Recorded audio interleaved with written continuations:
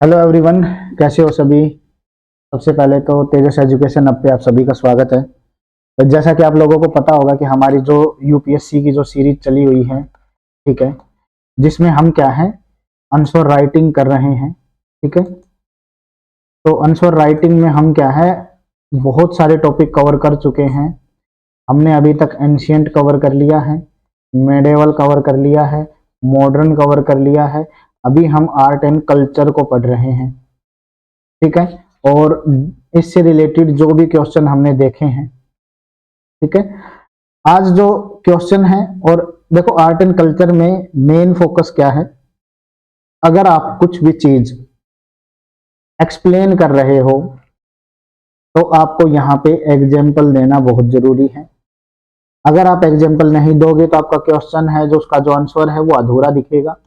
ठीक है, दूसरा क्या है कि जब भी आप आर्ट एंड कल्चर को पढ़ो तो जब भी आप पढ़ो तो आपको सिर्फ इतना करना है कि जो इमेजेस जो दे रखी हैं, ठीक है, जो इमेजेस हैं उनको, उनके ऊपर ज्यादा फोकस करना है, मोर फोकस करना है आपको इमेजेस के ऊपर, क्योंकि कई बार इन इमेजेस से भी क्वेश्चन आ जाते हैं। अच्छा, इसके अलावा 11th क्लास की जो फाइन आर्ट की बुक है, ठीक है, वो बुक कवर करनी है। और जो नितिन सिंघानिया, ठीक है, जो नितिन सिंघानिया की जो बुक है, उस बुक के कुछ टॉपिक, यानी सभी नहीं, सिर्फ सम टॉपिक्स हैं जिनको हमें अच्छे से पढ़ना है। मेंस का सिलेबस देखोगे तो मेंस के सिलेबस में आपके पास क्या है, विजुअल आर्ट्स दे रखी है। ठीक है, विजुअल आर्ट्स दे रखी है पहला टॉपिक। दूसरा टॉपिक आपका दे रखा है लिटरेचर का। ठीक है, आपको लिटरेचर पढ़ना पड़ेगा। लिटरेचर से रिलेटेड जो भी, मतलब भाई मॉडर्न, एंशियंट, मिडाइवल में जो जो लिटरेचर रहे उनके बारे में थोड़ा सा। ठीक है, और तीसरा क्या है, आपको यहाँ पे आर्किटेक्चर के बारे में पढ़ना है। ठीक है, तो जो आर्किटेक्चर है उसको कवर करना है। तो ये जो तीन टॉपिक्स आपको दे रखे हैं, लेकिन जो जैसे कि विजुअल आर्ट्स है, इसके अंदर बहुत सारे टॉपिक्स आ जाते हैं। आपके डांस फॉर्म भी आ जाते हैं, आपके जो यहाँ पे अगर हम देखें तो पपेट्री भी आ जाती है। तो बहुत सारे तरह के, जैसे पोट्री, स्कल्पचर वगैरह, वो आर्ट फॉर्म में आ जाती है। बहुत सारे आपके जो टॉपिक्स हैं, तो कहीं ना कहीं आपको इतना करना है कि आपको यहाँ पे सभी चीजों को लेके चलना है यहाँ पे। और ये दो बुक हैं जो कि इंपॉर्टेंट है। एक तो है आपकी नितिन सिंघानिया की बुक, और एक आपकी क्या है, फाइन आर्ट की जो 11th क्लास की बुक है। चलो, मैं आज का जो है एक क्वेश्चन आपको दिखाता हूं। ठीक है, ये आज का क्वेश्चन है। तो क्या कह रहा है, assess the influence of Mauryan period in Indian cultural heritage. How did it set the groundwork for the artistic development in the subsequent dynasties? क्या कह रहा है कि भारतीय सांस्कृतिक विरासत पर मौर्य काल का प्रभाव का आंकलन करना है। ठीक है, इसके बाद राजवंशों में जो कलात्मक विकास है उसको, उसके लिए जो आधार कैसे तैयार किया, उसके बारे में बताना है। तो देखो क्वेश्चन की डिमांड क्या है, इसमें हमें लिखना क्या है। अगर हम देखें तो यहाँ पे देखो, हमें क्या करना है, सबसे पहली बात तो इन्फ्लुएंस बताना है मौर्यन पीरियड का, कि भाई कल्चरल हेरिटेज के ऊपर क्या इन्फ्लुएंस रहा है। दूसरा हमें क्या बताना है कि क्या ग्राउंड वर्क है for the artistic development in the subsequent dynasty, जो आने वाली जो डायनेस्टीज है। यानी अगर हम देखें यहाँ पे तो वो क्या बताता है कि भाई जो बाद के जो राजवंश आए हैं ना, उनके कलात्मक विकास में किस प्रकार से इन्होंने एक, मतलब भाई बेस का काम किया, आधार का काम किया है। ठीक है, ग्राउंड वर्क तैयार किया है, तो वो हमें यहाँ पे बताना था। तो ये क्वेश्चन है आपका। आपको टाइम मिलता है, आपको क्या करना है, इसको एक बार रोको, पॉज करो इस वीडियो को, और 10 मिनट का टाइम सेट करके आप इस क्वेश्चन को ट्राई करो। अभी फिलहाल में 10 मिनट काफी है, धीरे धीरे टाइम मैनेजमेंट भी हो जाएगा आप जब कंटिन्यू लिखते रहोगे तो।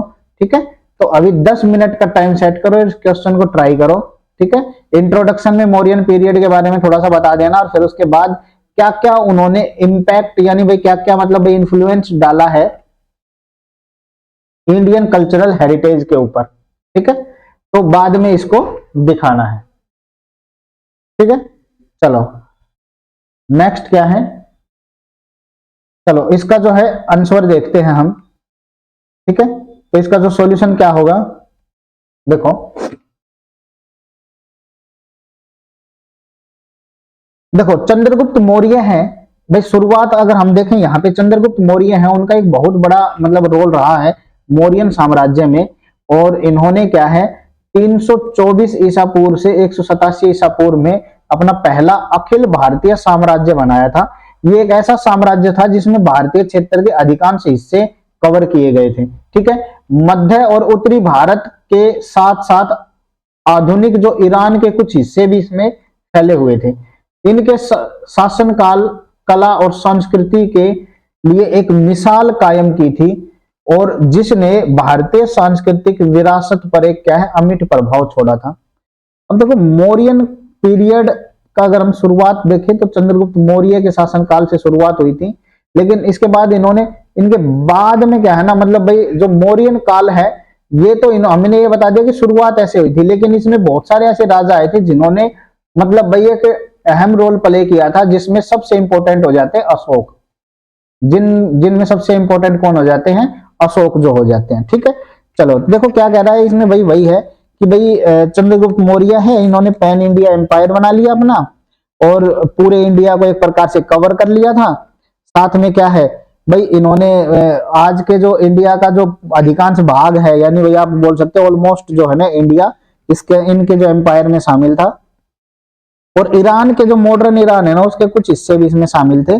और इन्होंने देखो गवर्नेंस से लेकर जैसे कि भाई शासन है, गवर्नेंस है, आर्ट है, कल्चर है, इसमें मतलब भाई इन्होंने क्या है एक प्रकार से इनक्रेडिबल जो है ना इम्पैक्ट, यानी भाई एक इम्पैक्ट छोड़ा है, मतलब भाई बहुत अच्छा यानी एमिट जो प्रभाव है वो छोड़ा था। ठीक है, तो ये मेरे पास एक इंट्रोडक्शन हो जाता। अब देखो यहाँ पे मौर्य काल के प्रभाव की बात करते हैं, तो क्या प्रभाव रहे हैं। तो देखो मौर्य काल का सबसे इंपॉर्टेंट अगर एक प्रभाव था तो उसमें था शिलालेख जो बनाए गए थे। कहने का मतलब अशोक के जो एडिक्ट्स थे ना, जो अशोक के, ठीक है, तो अशोका जो है अशोकन जो एडिक्ट हैं, ठीक है, तो वो इसके अंदर आ जाएंगे, अशोकन एडिक्ट। अब देखो इसमें क्या है, राजा अशोक के जो शिलालेख थे उनके साम्राज्य में मतलब भाई स्तंभों पर अंकित थे। मतलब भाई उनके साम्राज्य में बहुत सारे ऐसे जो है ना मतलब अब ये बोल सकते हो बहुत सारे ऐसे पिलर्स बनाए हुए थे। उन पिलर्स के ऊपर क्या है इनके मतलब भाई आप ये बोल सकते हो कि अशोक के जो शिलालेख है वो अंकित किए गए थे, मतलब भाई लगाए गए थे।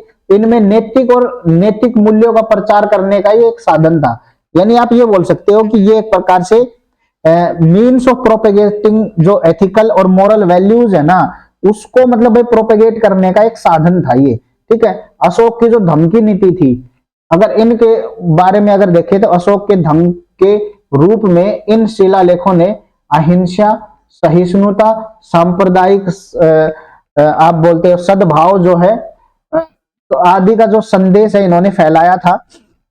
आप इसका मतलब देखो सीधा सा क्या है कि भाई अशोक की जो धम्म नीति थी, ठीक है, इसके अलावा जो इन्होंने मतलब भाई अपना जो मैसेज फैलाया था कि भाई नॉन वायलेंस का, टॉलरेंस का, और इसके अलावा देखें तो कम्युनल जो हार्मनी है, सांप्रदायिक जो सद्भावना है यानी हार्मनी है, उससे क्या है भाई समाज और संस्कृति दोनों के ऊपर एक अहम रोल छोड़ा था, इन्होंने अहम प्रभाव छोड़ा था। और इसका देखो उदाहरण देखो यहाँ पे दे रखा, उदाहरण क्या था भाई सीधा सीधा अशोक के जो 14 जो प्रमुख शिलालेख थे, जो रॉक एडिक्ट थे, उनसे हमें ये सब चीजें देखने को मिलती हैं।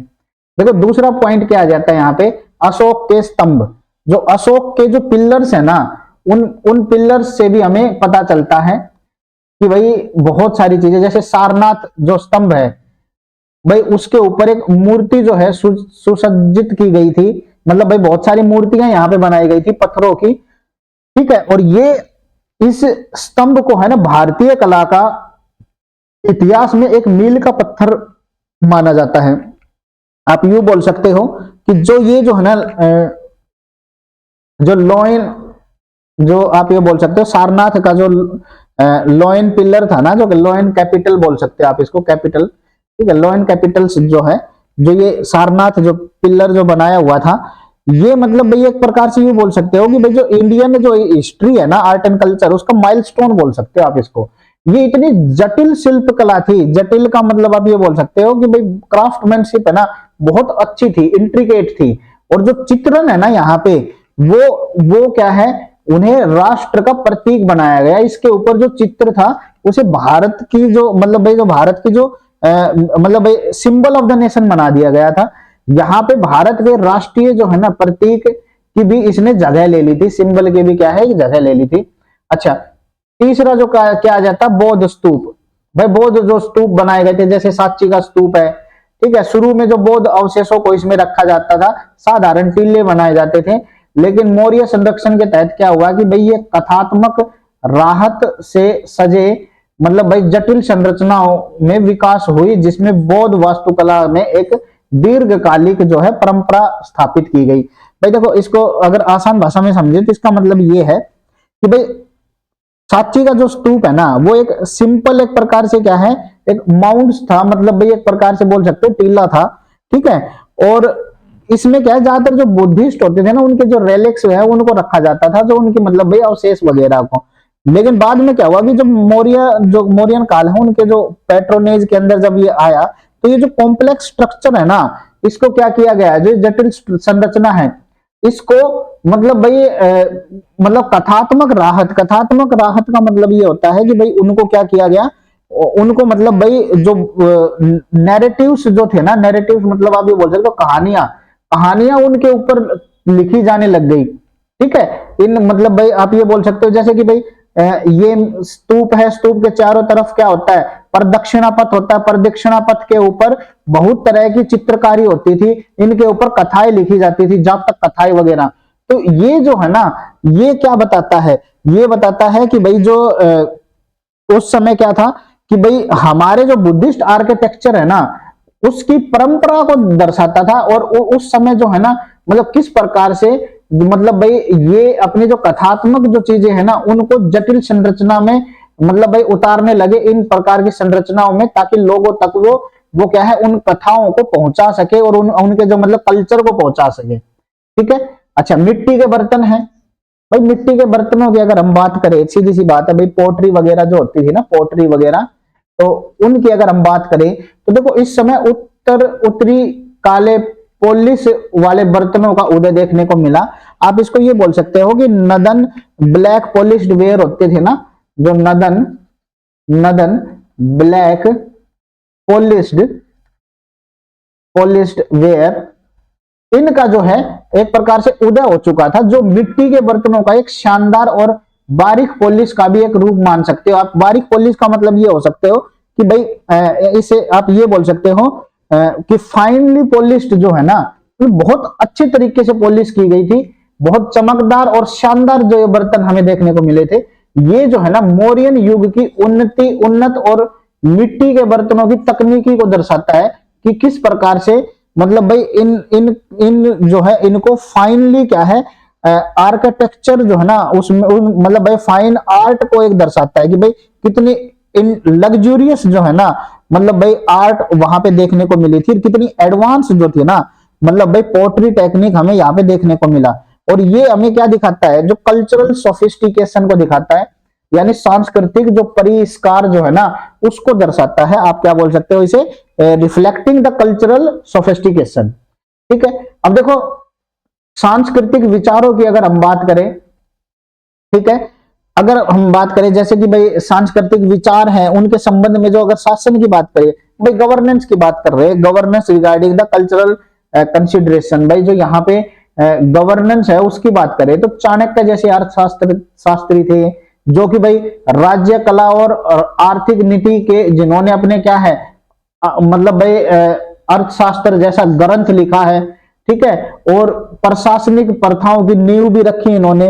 आप यूं बोल सकते हो चाणक्य का जो अर्थशास्त्र है वो एक प्रकार से स्टेट क्राफ्ट और जो इकोनॉमिक पॉलिसी है उस और जो एडमिनिस्ट्रेटिव प्रैक्टिस है उसकी आप फाउंडेशन मान सकते हो। उसके लिए उन्होंने क्या है, laid the foundation of the administrative, यानी भाई जो एडमिनिस्ट्रेटिव जो है ना प्रैक्टिस है उसकी एक नींव रखी गई थी। इनके जो सिद्धांतों ने अक्सर शासन को नैतिक और सांस्कृतिक विचारों से जोड़ा। भाई इन्होंने क्या किया था, इनके जो प्रिंसिपल थे ना उनको इन्होंने मतलब भाई लिंक किया गवर्नेंस विद एथिकल और कल्चरल जो है ना कंसिडरेशन के साथ। मतलब भाई एथिकल और जो कल्चरल जो है ना मतलब भाई विचारों के साथ इन्होंने इनको जोड़ा और जो भारतीय प्रशासनिक जो परंपराओं को एक स्थायी प्रभाव डाला, यानी भाई जो वहां की जो प्रशासनिक जो है ना, आप ये बोल सकते हो एडमिनिस्ट्रेटिव जो ट्रेडिशन था उसके ऊपर एक बहुत अच्छा मतलब भाई इंपैक्ट डाला था इन्होंने। ठीक है, नेक्स्ट है मूर्ति कला की बात करें तो भाई यहाँ पे मौर्य मूर्ति कला की अगर बात करें, इस अवधि के दौरान देखो एक दीदारगंज में यक्ष और यक्षिणी की जो आकृति है, ना केवल उसके आकार के लिए बल्कि उनके जटिल विवरण के लिए भी महत्वपूर्ण मानी जाती है। भाई देखो दीदारगंज में क्या है, हमें यक्ष और यक्षिणी की है ना मतलब भाई फिगर्स देखने को मिलते हैं, मूर्तियां देखने को मिलती हैं, और ये इनके साइज के अनुसार नहीं बल्कि उनके अंदर जो डिटेलिंग जो देखने को मिली है ना, जटिल जो जो माप ये बोल सकते हो इंट्रिकेट्स है ना, डिटेलिंग इंट्रिकेट्स, डिटेल्ड में जो मतलब कारीगरी की गई है उसका एक नमूना देखने को मिलता है।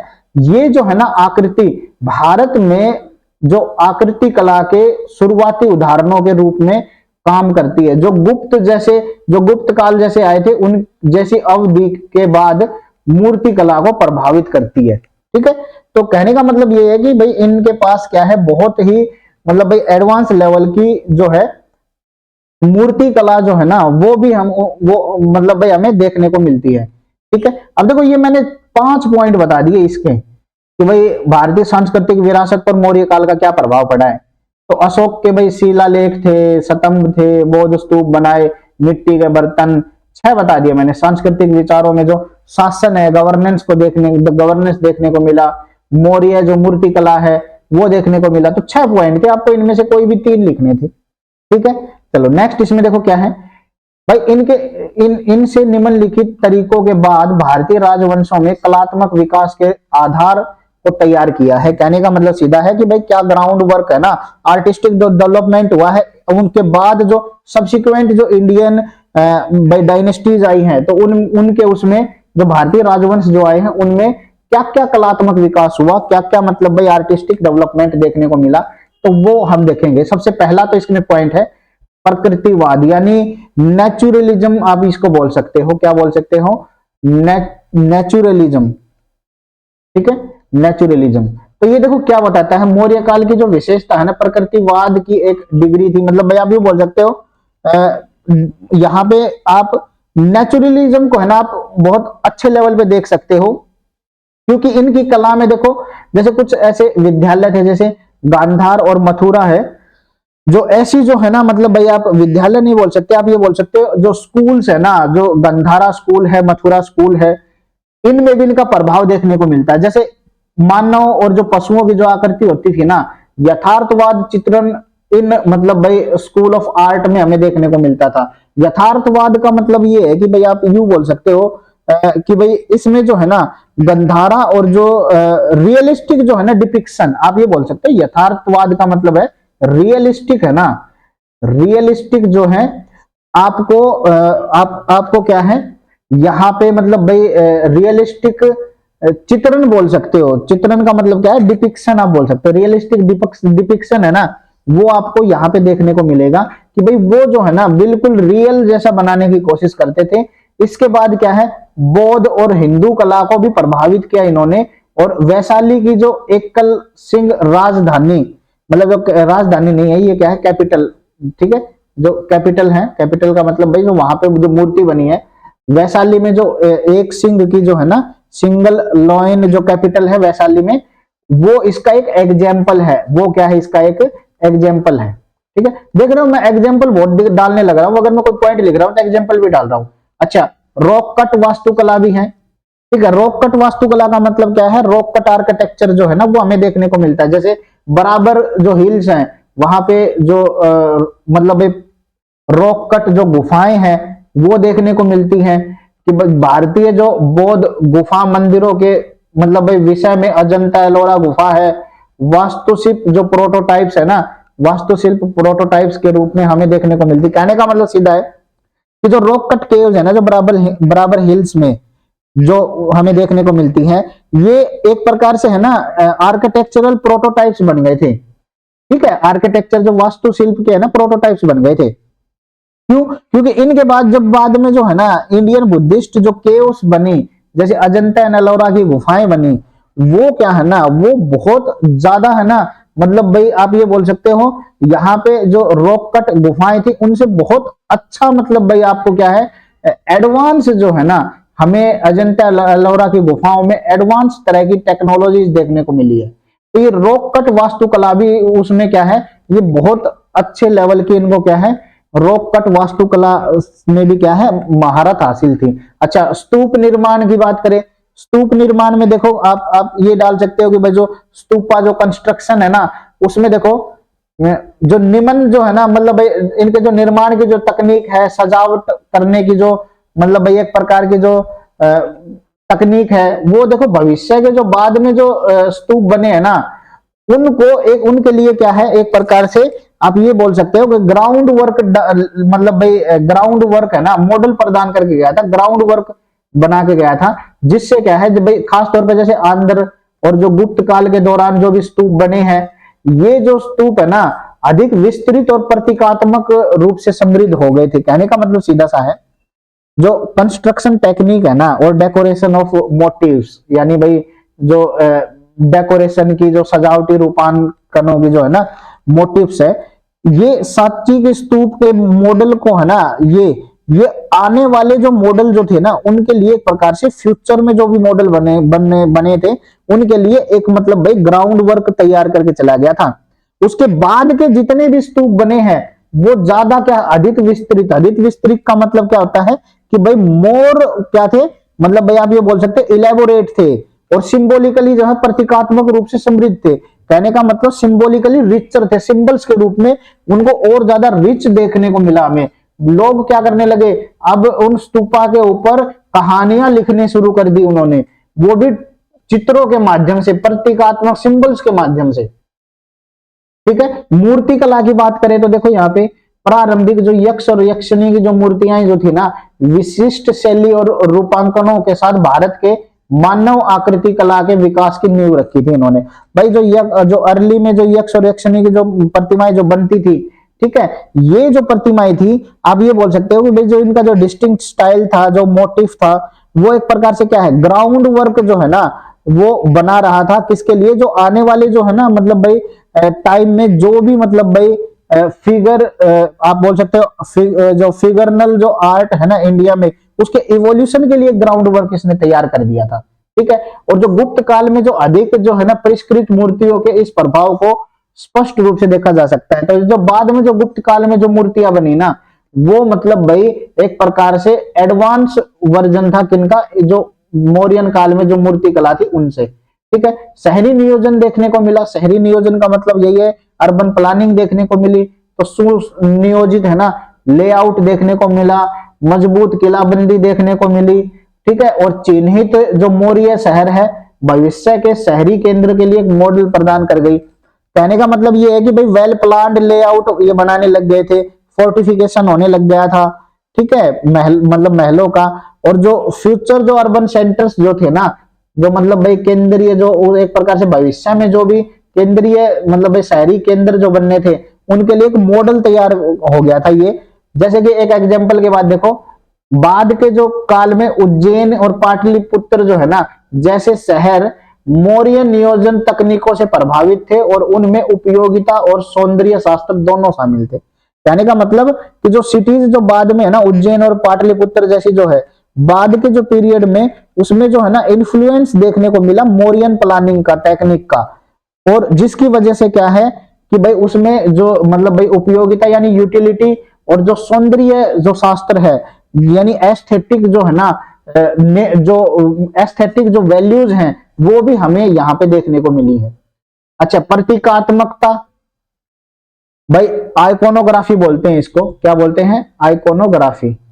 आइकोनोग्राफी ये क्या होता है आइकोनोग्राफी में, देखो आइकोनोग्राफी की अगर हम बात करें तो यहाँ पे देखो, मौर्य काल ने कला में धार्मिक आकृतियों को चित्रित करने की परंपरा शुरू की, जिसने एक बुनियादी ढांचा प्रदान किया, जिसके बाद के काल की कला में विस्तृत मतलब किया गया। इसके परिणाम स्वरूप हिंदू और बौद्ध देवताओं के अधिक जटिल और प्रतीकात्मक रूप से समृद्ध चित्रण हुए। तो क्या कह रहा है यहाँ पे कि जो मौर्यन जो पीरियड है ना, इन्होंने इनिशिएट किया, मतलब एक प्रकार से परंपरा शुरू की, इनिशिएट किया जो tradition of depicting religious figure in art. तो मौर्यन जो काल में है ना, जो धार्मिक जो आकृतियां हैं, धार्मिक जो कला है उसको, मतलब एक कला में जो धार्मिक आकृतियों को चित्रित करने की शुरुआत जो है ना, हम एक प्रकार से मौर्यन काल से ही मान सकते हैं। एक बुनियादी ढांचा प्रदान कर दिया इन्होंने कि जो बाद में जो कला आएंगी ना, बाद में जो कला आई है, ठीक है, उन्होंने इनको और ज्यादा इलेबोरेट करके दिखाया है।